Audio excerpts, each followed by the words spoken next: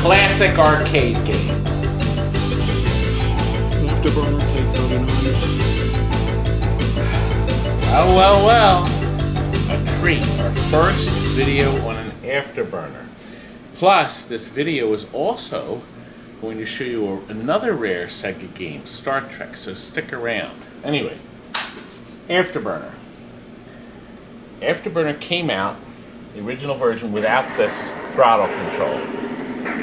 It was called Afterburner. Very clever. Then, they decided, it was, I think, only released out there, they decided, and Japan, they decided they would reissue it as Afterburner 2. Did you see that 2 flipping in? There it is. Didn't know that, did you? The jets come out and shoot out the one that comes out before. That's right, there's a 2. That's right, yes, they shoot the 1 out of the air. Well, Afterburner, in its release, it actually has a copyright of 87. I think it was 88 when it came out. It was very expensive to buy. The upright, this is the standard upright. This cost $4,000. I looked. And that was 1987 money. 1987 money. I looked at the meter. It's just under 100,000 plays, 100,000 quarters. Okay, so if you do some quick math, can you see it there? Let's see if I get it to focus in a bit. Yeah, it won't focus. Yeah, it's not great. 99,376. Well, let's say 100,000. So that's $25,000. That's what it took in terms of quarters, and the operator would have split that 50-50. So he would have made $12,500. Okay, paid $4,000 for the game. That would have led $8,500. But if he operated it, let's say for 10 years, it only gave him $850 a year. And I've mentioned this before. As a matter of fact, on a Sega Outrun, people estimate. All these different vending companies estimate each machine, the cost to operate a machine in a location. This includes repair, maintenance, cleaning, collecting the money, that sort of thing. It's about $25 per machine per week. And times 52 weeks. Now, I lost money. Lost money. It would have been better to keep the money in the bank. That's right. Probably lost money on this. Maybe not. But remember, 100,000 plays is a lot. Now, what if he did that in a year? Now, Then he made money. 100,000. Yes. You know, some people did a lot. There were a lot of vending companies that were very, very savvy, and they would only keep games like Miss Pac-Man, but games like this, which were very popular in the beginning, but then died out pretty quickly, they would get rid of. Now, the cockpit version of this was huge, always popular, but the motors that moved it kept failing. Those monsters also won't go into an average home. So they've disappeared because as they broke, they got discarded. Scrapped literally for the metal. So there's not many of those left. Now, I have a cabaret of this. I've only seen 2 in all these years, and I have 1 of them. So I'm not sure how many cabarets they have. The big difference in the cabaret, other than the size is the handle. Same handle, but it doesn't shake. There's no motor on it. So there's no shaking of it. Same thing with the mini Outrun, doesn't shake in the steering wheel. That's right. The mini Outrun does not shake. Now, we have cleaned this up. It didn't need much work. This was in beautiful condition. The man that orders this is going into a private arcade. He's going to be thrilled because this is the original art, which is not made anymore. We've decked it out with the chrome T-molding.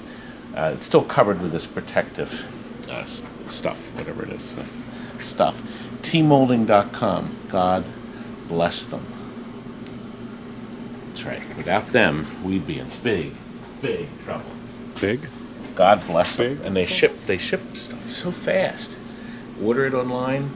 2 days later, you got your big roll. We always buy 250-foot rolls. Somebody put a question on how much do you buy? I said, I don't know, but we have, I think, 9 colors in stock, and we always buy 250 foot at a time because that's when the price break is. It's a great price break. And then, as we need more, we order. As a matter of fact, I have to order 3 more rolls tonight. So that's 750 feet right lot. there. So you probably go through a couple, I don't know, almost 100,000 feet a year? Probably. Almost, yeah. Yeah, a lot of it, because you think how much. See, some of them, it goes all the way. As a matter of fact, it wraps right around to the back. Let's go back here, because I'm going to show you some points in here. We left the doors off so you could see in. It has the best monitor ever made the Wells Gardner 7000. It's crisp and clear, it has the sharpest image, and it's very reliable. And down here, Frank, how can you hook? Oh, good, you can.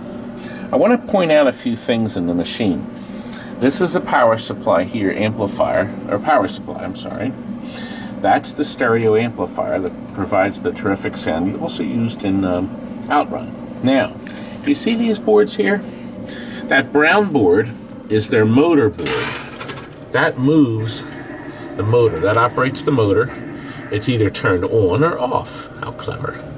Okay, so we have the input, the 5 volts to run it, and then the signal from the board, and then the back 2 wires are in fact the motor.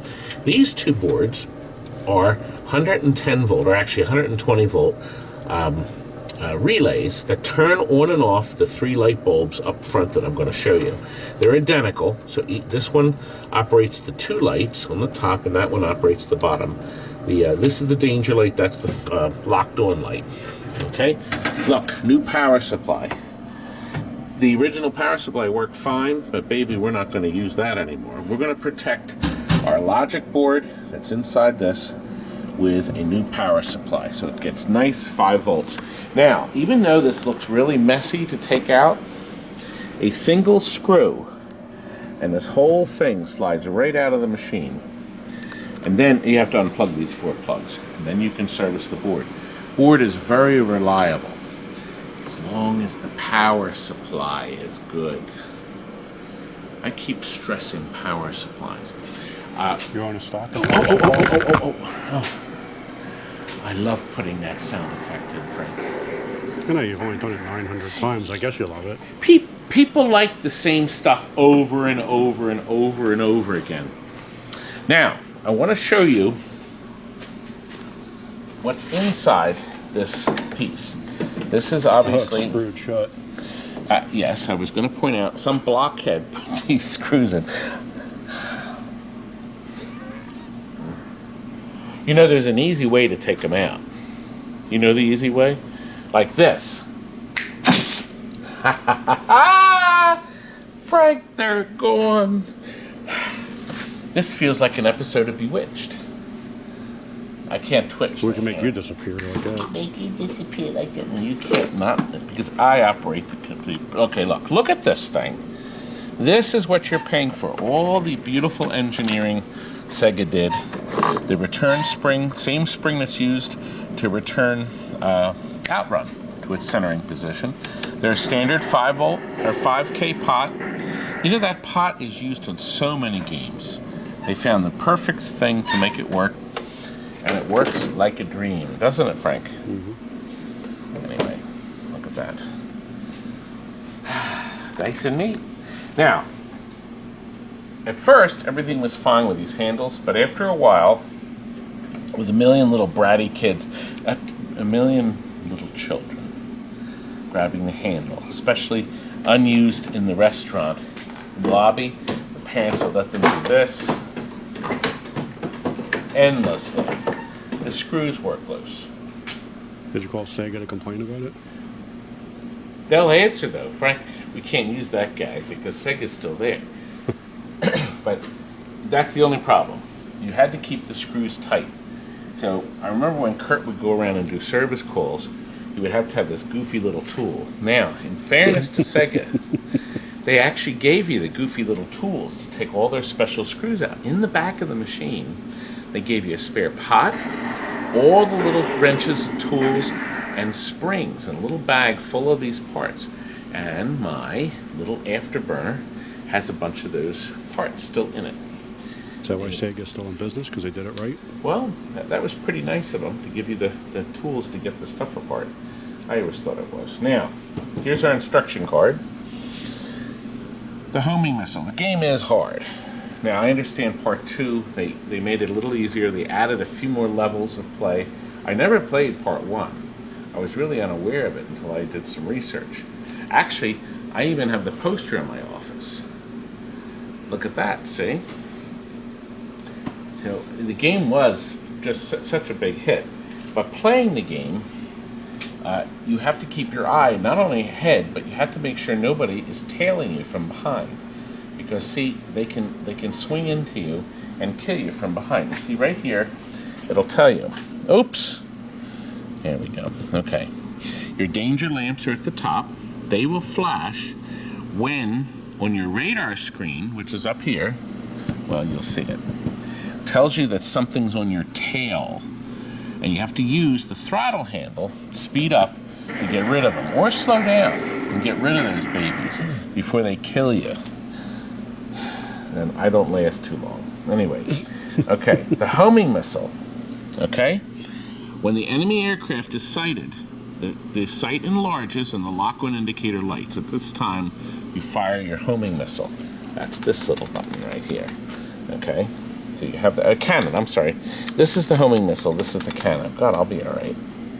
Anyway, we are ready, Frank. So the one you have at home, you've never played it then, obviously.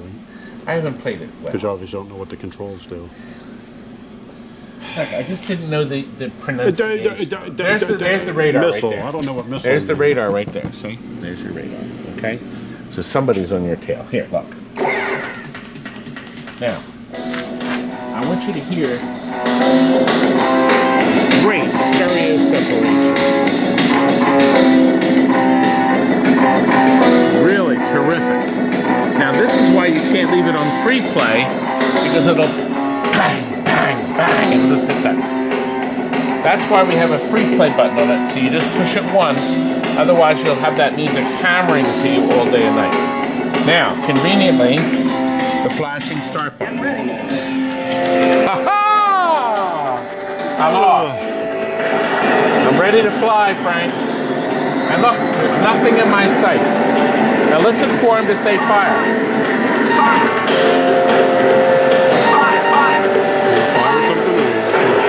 Well, I'll just use my homing missile. I don't want to waste them. I only have so many. Uh-oh, something's behind me. You gotta be careful. Frank, I just died.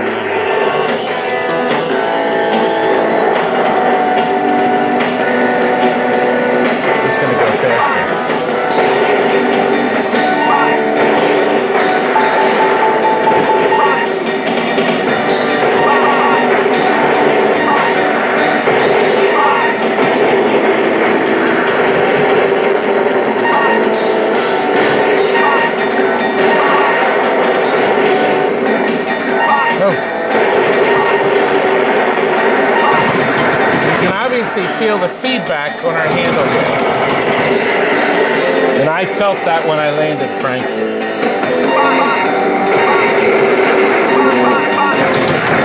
Oh man, I thought I dodged it, but I didn't. The good news is, I'm up to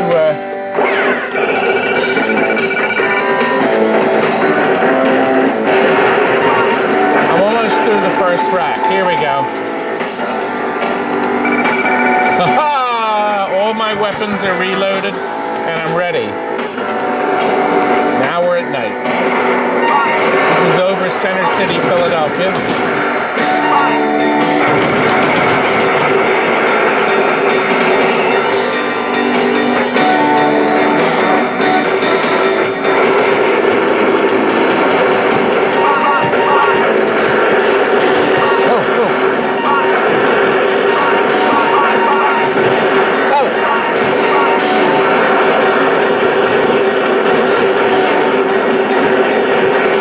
Continue feature is also adjustable.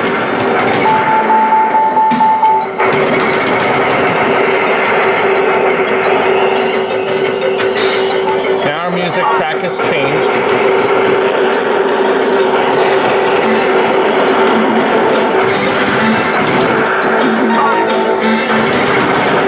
This is such a great track.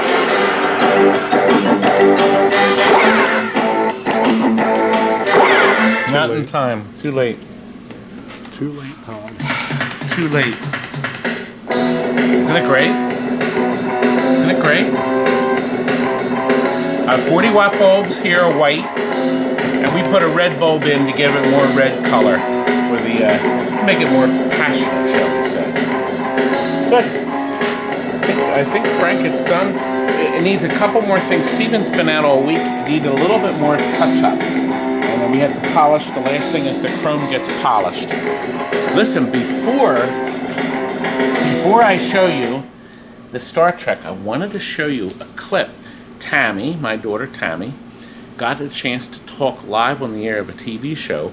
She interviewed Chris Farley's brother, Kevin Farley, about his new film, his new documentary. And then they asked her to appear on a Spike TV appearance where they call in and ask a question. So they said, Tammy, can we call you? And she said, sure. So let me cut away to that.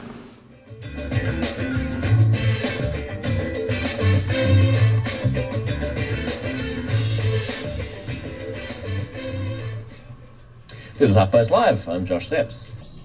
Chris Farley emerged from Saturday Night Live as one of the most beloved comedians of his generation. But in 1997, at the age of just 33, we lost him to a fatal drug overdose. Now, filmmakers Brent Hodge and Derek Murray have recaptured the best of Farley's life and times in a new documentary called I Am Chris Farley. Take a look. How can we get back on the right track? Anytime you get to talk about Chris Farley is a good day, man. Well, freaking God! Funniest guy ever. It was nuts. When I walked through Chicago with him, oh my God, it's Chris Farley, it's Chris Farley, it's Chris Farley. Everybody cries for this, right? Don't give up! You know, he didn't really, he wasn't great at telling jokes, but he knew the biology of a joke. You know, he knew the anatomy of a joke, but he didn't really know how to write it or anything. Yep. We love bringing in fans on HuffPost Live, so we've got a member of the HuffPost Live community who'd like to join in. Tammy, how you doing? Hi, wonderful. So excited to be here. Thank you for inviting me. I got to see the film last week, and it was wonderful. I can't wait to watch it again tonight on Spike TV at 9 p.m., so I'm excited. Excellent. Have you got a question for these guys? Absolutely. Kevin, this past year, you were in attendance at the big SNL 40th anniversary special, along with SNL alumni who worked with Chris and appeared in the documentary as well, David Spade and Adam Sandler. Did you get a chance to speak with Melissa McCarthy about her tribute to Chris's most famous SNL character, Matt Foley, the motivational speaker? Yeah, I just, after she got off stage, I just said it was a great job and what a great tribute, and I know that was a difficult thing to do because to imitate that is pretty hard, but she did a great job. I just said thank you, excellent job, and a great tribute to Chris, for sure. Yeah. Tammy, you got another question? Much. Oh, I don't think so. Well, actually, I have a question. I admire comedians. I don't have any sense of going up and performing in front of people. But Kevin, what is it like for you to deal with hecklers and people who kind of disrupt your comedy set? Because you have something to go with and they're just disrupting it. How do you handle that and the stage fright? I have 5 people that I go with that beat the heckler up after I'm done with my show, and I am proud to say I've put 5 hecklers in the hospital. No, I've never have done that. No, there's nothing you can do about hecklers. Usually hecklers think they're helping your show, which is an odd thing, but they don't mean anything. They just, I finished that joke for you. Well, yeah, thanks for that. Congratulations. Well, so often they're blacked out drunk as well. Yeah, it's like you can't really rationalize. Funny how that works, yeah. It's like, Can't get mad. Thanks for jumping in, Tammy. That was pretty good, huh? Yeah. And you can listen to her interview of Kevin Farley right here. Right, you just go to her YouTube channel or to her website. You can listen to interview of Kevin Farley talking about Chris Farley. Now, come in here because we want to sell this cheap. I got another one of these. I sold the other one real quick. It's $1,500. Somebody traded this thing in. We did not want to retail it. Oh. This is a Star Trek Sega conversion kit. I guess we should start in the front. Well, I guess it doesn't matter. All right. Came in a box. It was $695. $695. Here's what you got. You got the TV monitor. You got the logic board and the power supply and that big ass transformer. Now that baby was a bargain. $695. It was a bargain because there were problems with the system. The power supply just ran so hot and the monitors were crap. these are sadly these are the Electro Home. I'm sad to say, the worst monitor design on planet Earth. Actually, the Nishudo probably is. We could argue this, but God, what an awful system. You could fry eggs on this thing right here. And they knew it, and they put this fan in, and it's still not good enough. So if you want to, oh, this is the oops, it's blowing out board repair. They sent them out with Space Fury when they were all exploding. So they actually designed this board to take the load off the video signal so it wouldn't blow up the monitor. That's why we call it the oops board. But if you like the game, you're not going to see anything as neat as this, with Leonard Nimoy's voice and all. Top here.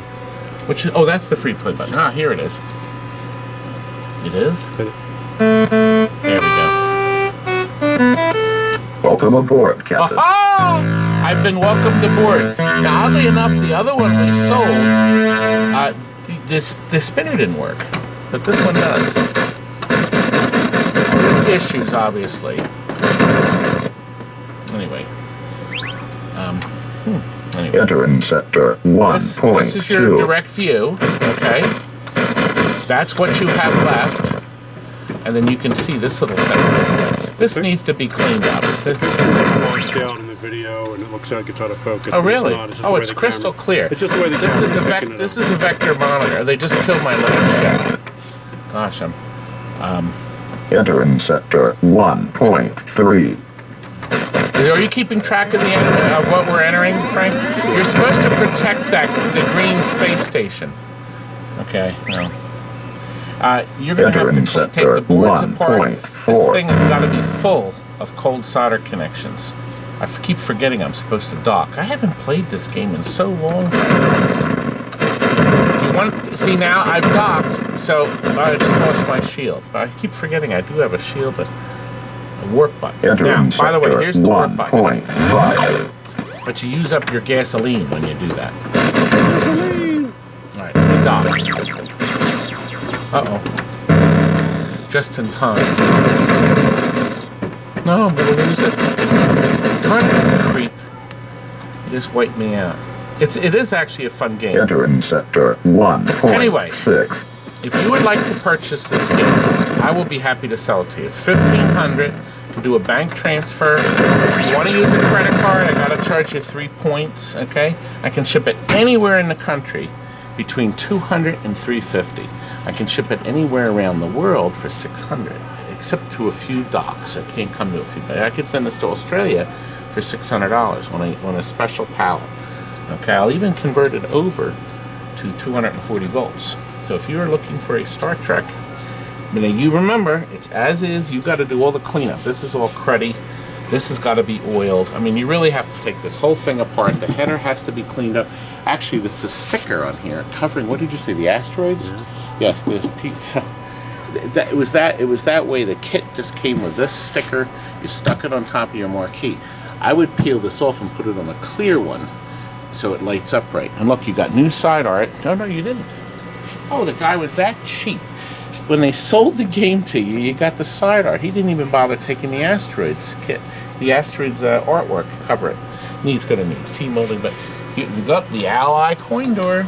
Look at that. It was an old asteroids. Now, this was actually designed to go into asteroids and a number of other games because they said, actually, when you got the folder, you folded out the brochure. Maybe I still have that brochure. The brochure would let you put in to an asteroids, into a Space Fury, or the other game systems, and you could. Oh, Tempest. That was another popular one where you had to take the monitor out, and put it in that. Interesting, fascinating. Anyway, do we have any takers? Well, you can email me right here. Email me. Well, you can come and pick it up, and I won't have to charge you shipping. And you can have Star Trek in your house. And you can do all the... Press player 1 or player 2. Start. Should I, Frank? No. Well, I guess we should. I'm going to play it, and then we're gonna fade out Welcome aboard, as Captain. I finish playing. Look, report to... Kids love this game. Much for it. If you're not here, I'm going to dock. You know what?